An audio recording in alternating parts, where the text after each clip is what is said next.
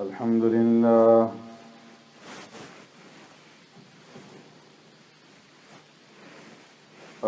لله نحمده ونستعينه ونستغفره ونؤمن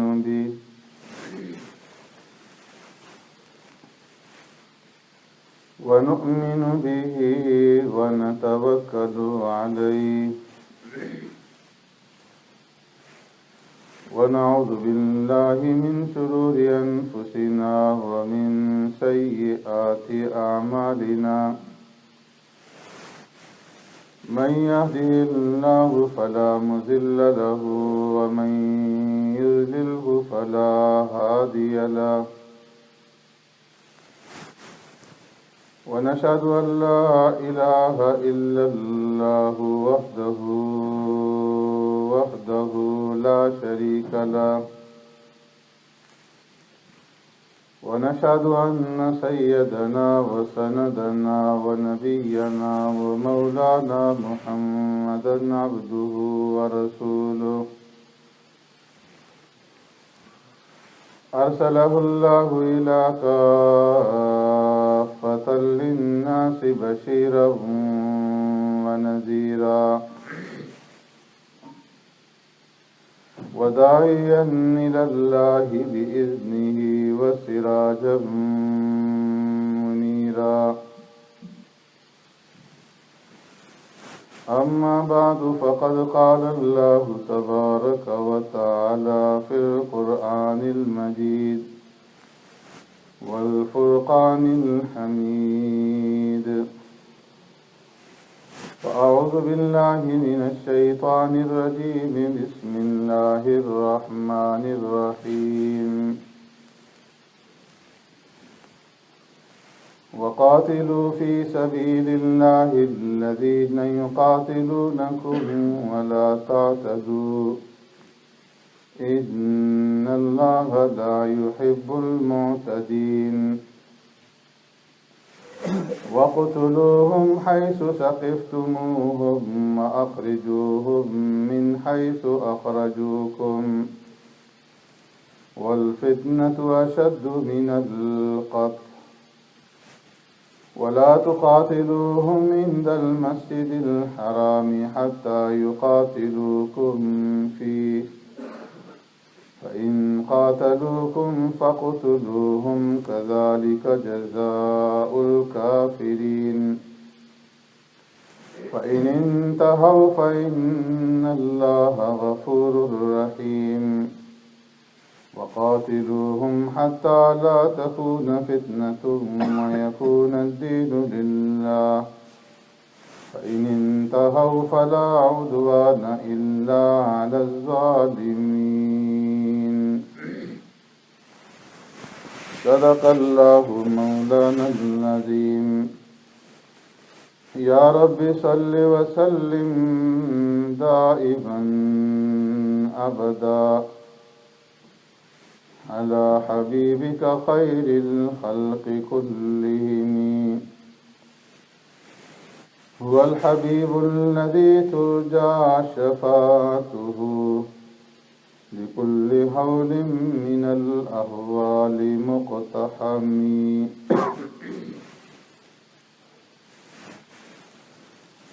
وقاتلوا في سبيل الله الذين يقاتلونكم اور لڑو اللہ کے راستے میں ان لوگوں سے جو جنگ کریں تم سے ولا تعتدوا اور حد سے تجاوز نہ کرو ان اللہ لا يحب المعتدین بے شک اللہ تبارک و تعالی نہیں پسند فرماتا حد سے تجاوز کرنے والوں کو وَاقْتُلُوهُمْ حَيْثُ ثَقِفْتُمُوهُمْ اور قتل کرو انہیں جہاں پاؤ تم انہیں وَأَخْرِجُوهُمْ مِنْ حَيْثُ أَخْرَجُوكُمْ اور نکالو انہیں وہاں سے جہاں سے نکالا انہوں نے تمہیں وَالْفِتْنَةُ أَشَدُّ مِنَ الْقَتْلِ اور فتنہ برپا کرنا زیادہ سخت ہے قتل سے ولا تقاتلوهم عند المسجد الحرام، اور نہ قتال کرو ان سے مسجد حرام کے پاس، حتی یقاتلوکم فیہ، جب تک کہ وہ نہ قتال کریں تم سے اس میں، فَإِنْ قَاتَلُوكُمْ فَاقْتُلُوهُمْ، پس اگر وہ قتال کریں تم سے تو تم بھی قتال کرو ان سے، كَذَلِكَ جَزَاءُ الْكَافِرِينَ، یہی یوں ہی ہے بدلہ کافروں کا۔ فَإِنِ انْتَهَوْا، پس اگر وہ باز آ جائیں، فَإِنَّ اللَّهَ غَفُورٌ رَحِيمٌ، پس بے شک اللہ تبارک و تعالی بڑا ہی بخشنے والا نہایت ہی مہربان ہے۔ وَقَاتِلُوهُمْ حَتَّى لَا تَكُونَ فِتْنَةٌ، اور لڑو ان سے یہاں تک کہ نہ رہے فتنہ، وَيَكُونَ الدِّينُ لِلَّهِ، اور ہو جائے دین سارا کا سارا اللہ کے لیے۔ فَإِنِ انْتَهَوْا فَلَا عُدْوَانَ إِلَّا عَلَى الظَّالِمِينَ، پس اگر وہ باز آ جائیں تو نہیں ہے زیادتی مگر ظالموں پر۔ الشہر الحرام بالشہر الحرام، حرمت والے مہینے بدلے میں ہیں حرمت والے مہینوں کے۔ والحرمات قصاص، اور حرمتیں تو بدلے کی چیزیں ہیں۔ فمن اعتدى علیکم فاعتدوا علیہ، پس جو کوئی زیادتی کرے تم پر تو تم بھی زیادتی کرو اس پر، بمثل ما اعتدى علیکم، جتنی زیادتی کی اس نے تم پر۔ واتقوا اللہ، اور ڈرتے رہو اللہ سے، واعلموا، اور جان لو، ان اللہ مع المتقین، بے شک اللہ تبارک و تعالی متقین کے ساتھ ہے۔ آمنت باللہ و بآیاتی،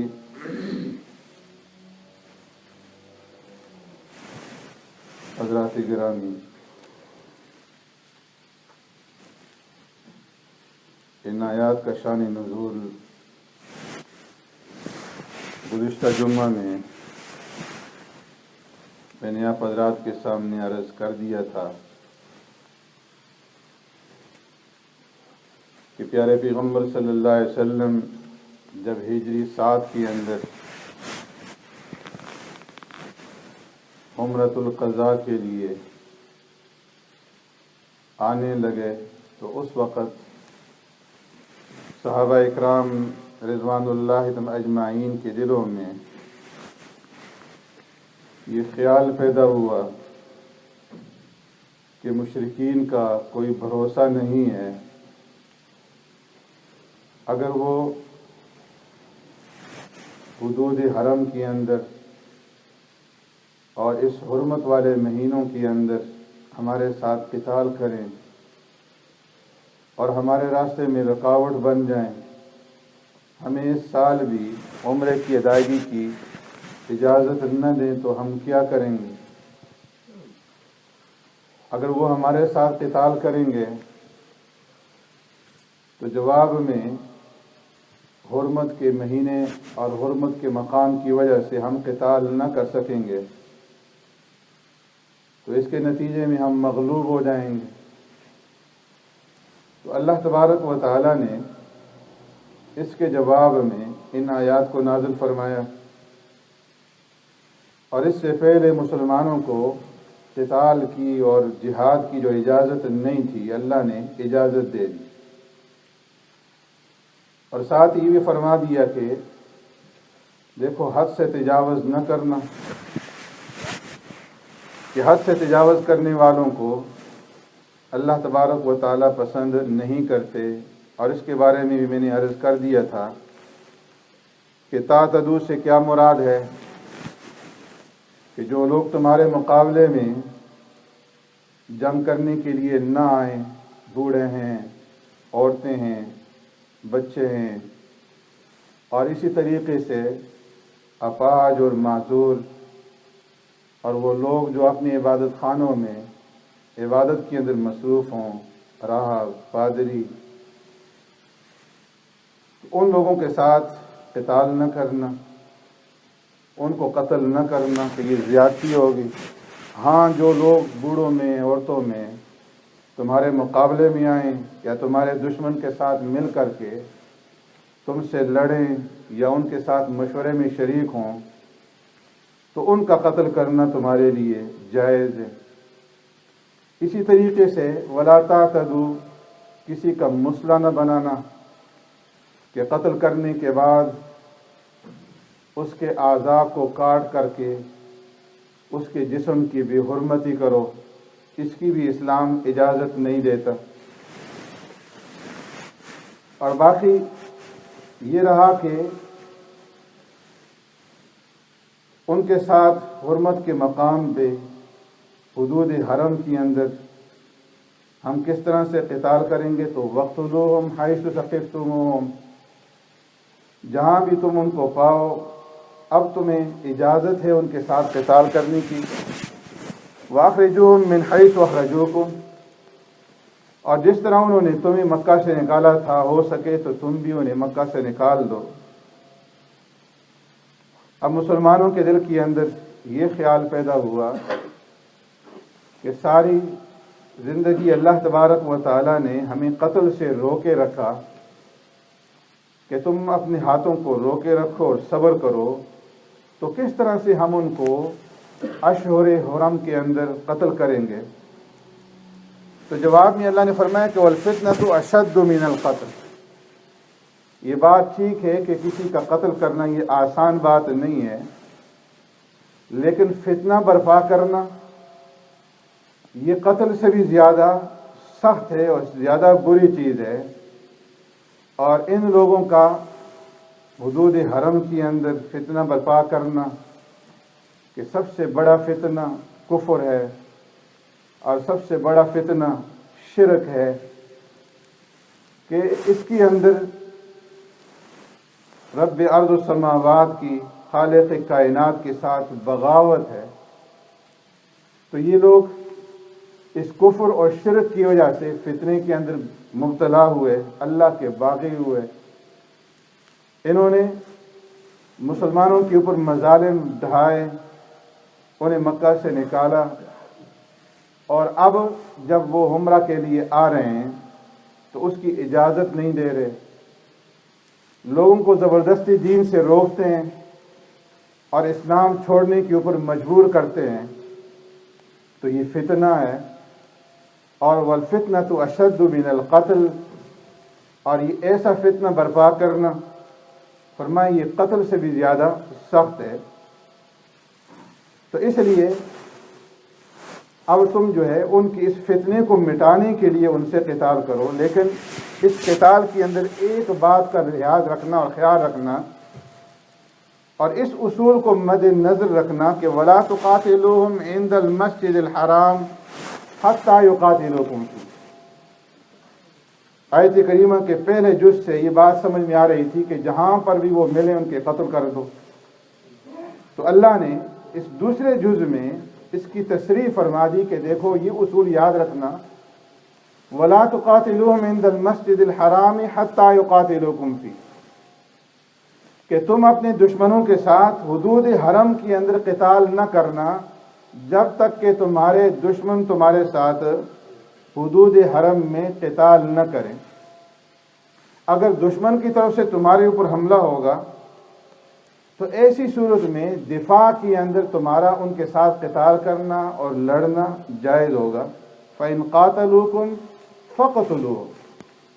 اگر وہ لوگ تمہارے ساتھ حدود حرم میں قتال کریں تو تم بھی انہیں قتل کرو، اس لیے کہ کافروں کا یہی بدلہ ہے۔ بعض روایت سے معلوم ہوتا ہے کہ انہوں نے سرکار دو عالم صلی اللہ علیہ وسلم سے یہ پوچھا تھا، مشرکین میں سے بعض لوگوں نے، کہ کیا اشہر حرم کے اندر جو 4 مہینے حرمت والے ہیں، ذی قعدہ، ذی الحجہ، محرم اور رجب، ان مہینوں میں آپ قتال کریں گے؟ تو سرکار دو عالم صلی اللہ علیہ وسلم فرما دیا تھا کہ نہیں۔ اور اسلام سے پہلے مشرکین کے ہاں بھی اشہر حرم کے اندر قتل و قتال کرنا جائز نہیں تھا، اسے حرام سمجھتے تھے۔ تو جب سرکار دو عالم صلی اللہ علیہ وسلم سے انہوں نے یہ پوچھا کہ تم اشہر حرم کے اندر قتال تو نہیں کرو گے، آپ صلی اللہ علیہ وسلم نے فرمایا کہ نہیں، تو ان لوگوں میں سے بعض نے یہ سازش کی کہ جب یہ عمرہ کے لیے آئیں گے تو وہ تو اشہر حرم کی وجہ سے، ذی القعدہ کی وجہ سے قتال نہیں کریں گے اور ہم ان کے اوپر حملہ آور ہوں گے۔ تو اس کے جواب میں اللہ تبارک و تعالیٰ نے اس آیت کریمہ کو نازل فرما دیا کہ جب تک وہ پہل نہ کریں تم پہل نہ کرنا، اور اگر ان کی طرف سے تمہارے اوپر حملہ ہو حدود حرم کے اندر فقتلوہم، تو ایسی صورت میں تم بھی ان کو قتل کرو، کذالک جزاء الکافرین، اس لیے کہ کافروں کا یہی بدلہ ہے۔ اور فرمایا فَإِنِ انتہوا فَإِنَّ اللَّهَ غَفُورٌ رَحِيمٌ، اگر یہ لوگ باز آ جائیں، یعنی کفر سے اور شرک سے توبہ طائب ہو جائیں، فتنہ کو چھوڑ دیں اور اسلام قبول کر لیں، اسلام کے اندر داخل ہو جائیں، فَإِنَّ اللَّهَ غَفُورٌ رَحِيمٌ، تو ایسی صورت میں اللہ تبارک و تعالی بڑے معاف فرمانے والے اور مہربان ہیں کہ اسلام سے پہلے جتنے بھی ان سے گناہ ہوئے ان تمام گناہوں کو اللہ تبارک و تعالی معاف کر دیں گے۔ وَقَاتِلُوهُمْ حَتَّىٰ لَا تَكُونَ فِتْنَةٌ، اور فرمایا کہ مسلمانوں تم ان کے ساتھ، ان کفار اور مشرکین کے ساتھ قتال کرو، حَتَّىٰ لَا تَكُونَ فِتْنَةٌ، یہاں تک کہ فتنہ ختم ہو جائے، وَيَكُونَ الدِّينُ لِلَّهِ، یہاں پر جہاد کی غرض و غایت بیان کی جا رہی ہے کہ جہاد کرنے کا مقصد کیا ہے اور جہاد کرنے کی غرض و غایت کیا ہے۔ فرمایا جہاد کا مقصد اور جہاد کی غرض و غایت یہ ہے کہ لا تکون فتنہ، کہ زمین کے اندر سے فتنہ مٹ جائے، فساد مٹ جائے، اور اللہ رب العزت کی بات اور اس کا کلمہ بلند ہو جائے، لتکون کلمۃ اللہ ہی العلیٰ، اللہ کی بات سربلند ہو جائے۔ تو فرمایا وقاتلوہم حتی لا تکون فتنہ، کفر کرنا اور شرک کرنا اللہ کے ساتھ، اور پھر حدود حرم کے اندر بیت اللہ کے اندر کفر اور شرک کرنا، اور پھر مسلمانوں کو دین سے روکنا، مسلمانوں کے دین کے راستے میں، ایمان اور اسلام کے راستے میں رکاوٹ بننا، یہ فتنہ ہے۔ تو ان کے ساتھ تم قتال کرو، حتی لا تکون فتنۃ ویکون الدین للہ، یہاں تک کہ یہ فتنہ مٹ جائے اور اللہ کا دین جو ہے وہ سربلند ہو جائے۔ پیارے پیغمبر صلی اللہ علیہ وسلم نے ارشاد فرمایا امرت ان اقاتل الناس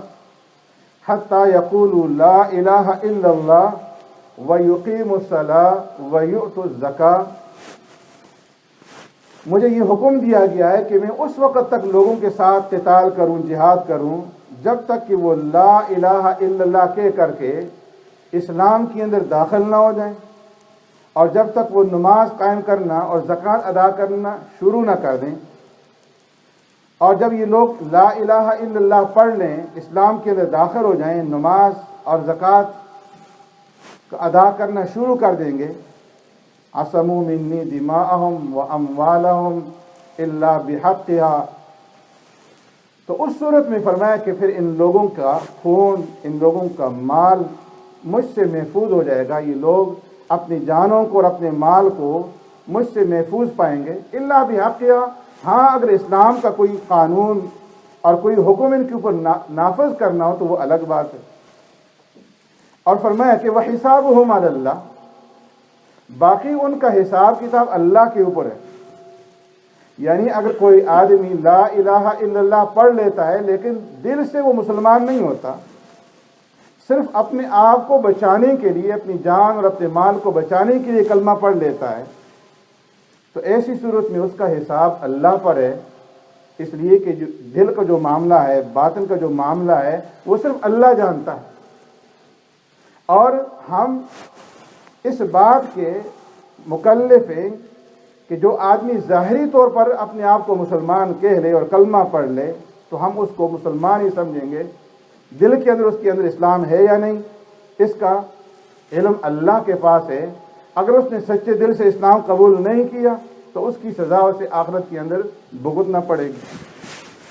اسی طرح فرمایا وقاتلوہم حتی لا تکون فتنہ ویکون الدین للہ میں سب سے بڑا فتنہ تو جیسے میں نے عرض کیا کفر اور شرک ہے، اس کے علاوہ اور بھی بہت سارے فتنے ہیں جو فسق و فجور کی شکل میں اور مختلف صورتوں کے اندر دنیا کے اندر ظاہر ہوتے ہیں، اور انہی فتنوں میں سے مسلمانوں کا آپس میں دوسرے مسلمانوں کے ساتھ لڑنا، افراد کا افراد کے ساتھ، جماعتوں کا جماعتوں کے ساتھ، اور قبائل کا قبیلوں کے ساتھ، فرمایا یہ بھی فتنہ ہے۔ اور ایسے فتنے کے اندر جب مسلمان آپس میں لڑ رہے ہوں، مسلمانوں کی جماعتیں، مسلمانوں کے لشکر آپس میں ایک دوسرے کے ساتھ دشمنان اسلام کی ریشہ دوانیوں کی وجہ سے اور ان کی سازشوں کی وجہ سے آپس میں دست و گریبان ہوں، تو ایسی صورت میں یہ معلوم نہیں ہوتا کون حق پر ہے اور کون نہ حق پر ہے، کس کا ساتھ دیا جائے۔ تو فرمایا ایسی صورت میں جو اہل ایمان ہوتے ہیں، اللہ کے اوپر ایمان رکھنے والے، آخرت کی فکر رکھنے والے، وہ لوگ کنارہ کشی اختیار کر لیتے ہیں اور وہ کسی کا ساتھ نہیں دیتے۔ حضرت عبداللہ ابن زبیر رضی اللہ تعالیٰ عنہ کے جنگ کے موقع پر حضرت عبداللہ ابن عمر رضی اللہ تعالیٰ عنہ، جو عمر ابن خطاب رضی اللہ تعالیٰ عنہ کے صاحبزادے اور فرزند ہیں، ان کے پاس دو آدمی آئے اور عرض کرنے لگے کہ آپ امیر المؤمنین عمر بن خطاب رضی اللہ تعالیٰ عنہ کے صاحبزادے ہیں، ان کے بیٹے ہیں اور صحابی رسول ہیں، آپ کیوں جہاد نہیں کرتے جبکہ جہاد کی فضیلتیں آپ کے سامنے ہیں؟ آپ حج پہ حج کرتے چلے جا رہے ہیں، ہر دوسرے سال حج کرتے ہیں، اور یہاں پر جو ہے قتل و قتال جاری ہے، لوگوں کا خون بہایا جا رہا ہے، اور آپ ایک کنارہ کشی کر کے بیٹھے ہوئے ہیں اور جہاد نہیں کرتے۔ تو حضرت عبداللہ بن عمر رضی اللہ عنہ نے فرمایا کہ دیکھو، اللہ تبارک و تعالیٰ نے مسلمان کا خون حرام قرار دیا ہے کہ کسی مسلمان کا خون جو ہے بہایا جائے، کسی مسلمان کا خون بہانا یہ حرام ہے، اور اس کی اللہ رب العزت کے ہاں بڑی سخت سزا ہے۔ تو انہوں نے کہا کہ کیا آپ نے یہ نہیں پڑھا وَقَاتِلُوهُمْ حَتَّىٰ لَا تَكُونَ فِتْنَةٌ، کہ ان کے ساتھ قتال کرو جب تک کہ فتنہ ختم نہ ہو جائے؟ اور کیا اللہ کا یہ فرمان آپ کے سامنے نہیں ہے وَإِن طَائِفَتَانِ مِنَ الْمُؤْمِنِينَ اقْتَتَلُوا فَأَصْلِحُوا بَيْنَهُمَا، کہ اگر مسلمانوں کے دو گروہ، دو جماعتیں آپس میں لڑ پڑیں تو ان کے ساتھ، ان کے درمیان میں اصلاح کرو۔ فَإِن بَغَتْ إِحْدَاهُمَا عَلَى الْأُخْرَىٰ فَقَاتِلُوا الَّتِي تَبْغِي حَتَّىٰ تَفِيءَ إِلَىٰ أَمْرِ اللَّهِ، اگر ایک جماعت اس صلح کرنے کے بعد پھر بغاوت کے اوپر اتر آئے تو اس باقی جماعت کے ساتھ لڑو حتیٰ تفیء الی امر اللہ، جب تک کہ وہ اللہ کے حکم کی طرف واپس لوٹنا ہے۔ تو حضرت عبداللہ بن عمر رضی اللہ عنہ نے فرمایا کہ دیکھو بھتیجے، ہم نے اس آیت کریمہ کے اوپر عمل کیا وَقَاتِلُوهُمْ حَتَّىٰ لَا تَكُونَ فِتْنَةٌ، پیارے پیغمبر صلی اللہ علیہ وسلم کے زمانے کے اندر جب مسلمان کمزور تھے، تعداد میں تھوڑے تھے، دشمنوں کا غلبہ تھا، اور جو اسلام قبول کرتا اسے سخت اذیتیں اور تکلیفیں برداشت کرنی پڑتی تھی، تو ہم نے اللہ کے نبی کے ساتھ مل کر کے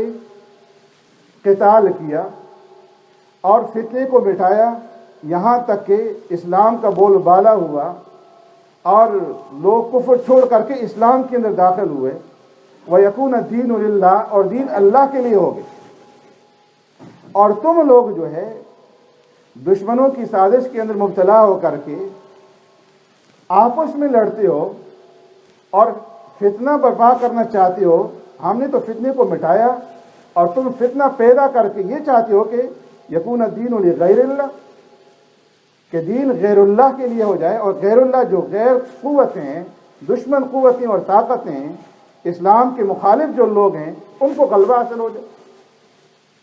تو اس لیے فرمایا کہ مسلمان جو آج دنیا کے اندر قتل و قتال کا بازار گرم ہے، مختلف ممالک کے اندر مسلمانوں سے لڑ رہے ہیں، اور جو تاریخ کے طالب علم ہیں وہ اس بات سے واقف ہیں کہ ہمیشہ دشمنان اسلام نے مسلمانوں کے خلاف سازشیں کی، اور مسلمانوں کے اندر ہی سے میر جعفر اور میر صادق پیدا ہوتے رہے، جو دشمنوں کے اعلی کار بن کر کے مسلمانوں کو نقصان پہنچاتے رہے۔ آج بھی دنیا کے اندر کہیں بمباری کی جاتی ہے اور مسلمانوں کو قتل کیا جاتا ہے، اور پھر اپنی مختلف پوشیدہ تنظیموں کے ذریعے سے انہی مسلمانوں کو جن کے والدین، جن کے بہن بھائیوں کو قتل کیا گیا، انہی کے ورثاء کے ہمدرد اور خیرخواہ بن کر کے انہی کے ہاتھ میں اسلحہ تھما دیتے ہیں اور لالچ دے کر کے مسلمانوں کے خلاف لڑا دیتے ہیں۔ دنیا کے اندر مختلف تنظیمیں آج جو ہے آپس میں لڑ رہی ہیں، مسلمان کا خون بہا رہا ہے۔ تو فرمایا یہ بھی فتنہ ہے۔ اور عبداللہ ابن عمر رضی اللہ تعالیٰ عنہ کے اس قول کے مطابق کہ اس فتنے کے ذریعے سے اغیار کو قوت حاصل ہو رہی، دین کمزور ہو رہا ہے، اور مسلمان دنیا کے اندر پسپا ہو رہے ہیں، کمزور ہو رہے ہیں۔ جو اقتدار کے اوپر ہیں انہیں تو غیر طاقتوں نے پہلے ہی سے اپنا اعلی کار بنایا ہوا ہے، اور باقی مسلمانوں کو مسلمانوں کے ساتھ لڑایا جا رہا ہے۔ تو ایسی صورت میں فرمایا کہ مسلمانوں کو اس بات کا اندازہ ہونا چاہیے کہ یہ بھی فتنہ ہے کہ مسلمان آپس میں ایک دوسرے کے خلاف ہتھیار اٹھائیں اور باہم دست و گریبان ہوں۔ تو فرمایا وَقَاتِلُهُمْ حَتَّىٰ لَا تَكُونَ فِتْنَةٌ، اے مسلمانوں تم ان دشمنان اسلام کے ساتھ قتال کرو اس وقت تک جب یہ فتنہ مٹ نہ جائے، وَيَكُونَ الدِّينُ لِلَّهِ، اور قتال کے اندر، جہاد کے اندر تمہاری نیت کیا ہونی چاہیے؟ ایک آدمی سرکار دو عالم صلی اللہ علیہ وسلم کے پاس حاضر ہوا، عرض کیا اللہ کے رسول صلی اللہ علیہ وسلم، ایک آدمی اس لیے جہاد کرتا ہے کہ اس کی شہرت ہو جائے، ایک آدمی اس لیے جہاد کرتا ہے اسے مال غنیمت حاصل ہو جائے، ایک آدمی اس لیے جہاد کرتا ہے کہ لوگوں کے اندر وہ جری اور بہادر مشہور ہو جائے۔ تو ان میں سے فی سبیل اللہ، اللہ کے راستے میں جہاد کرنے والا کون آدمی ہے؟ تو فرمایا کہ اللہ کے راستے میں جہاد کرنے والا وہ آدمی ہے لِتَكُونَ كَلِمَةُ اللَّهِ هِيَ الْعُلْيَا، جو اس نیت کے ساتھ جہاد کرے اور قتال کرے کہ اللہ کی دین کی سربلندی ہو اور اللہ کا کلمہ بلند ہو جائے، اللہ کی جو توحید ہے اس کا غلبہ۔ تو اس نیت سے قتال ہو کہ اللہ کی بات سربلند ہو، اس کے اندر کوئی دنیاوی لالچ نہ ہو، کوئی دنیاوی غرض نہ ہو، ریاکاری اور دکھلاوا مقصود نہ ہو، اور دنیا کی مال و دولت جو ہے وہ مقصود نہ ہو۔ وَيَكُونَ الدِّينُ لِلَّهِ فَإِنِ انْتَهَوْا فَلَا عُدْوَانَ إِلَّا عَلَى الظَّالِمِينَ۔ تو فرمایا کہ اگر یہ لوگ کفر سے باز آ جائیں اور اسلام کے اندر داخل ہو جائیں تو ایسی صورت میں اگر ان کے اوپر پھر جب ایسے ایک آدمی نے کلمہ پڑھ لیا، اپنے آپ کو مسلمان ظاہر کیا، اور دوسرے نے اس کو قتل کر دیا کہ یہ تو ظاہری طور پر کلمہ پڑھ رہا ہے اور دل سے اس نے اسلام قبول نہیں کیا، تو فرمایا کہ ایسی صورت میں اگر وہ زیادتی کرے گا تو وہ ظالم ٹھہرے گا۔ سبحانک اللہم و بحمدک، نشہد ان لا الہ الا انت، نستغفرک۔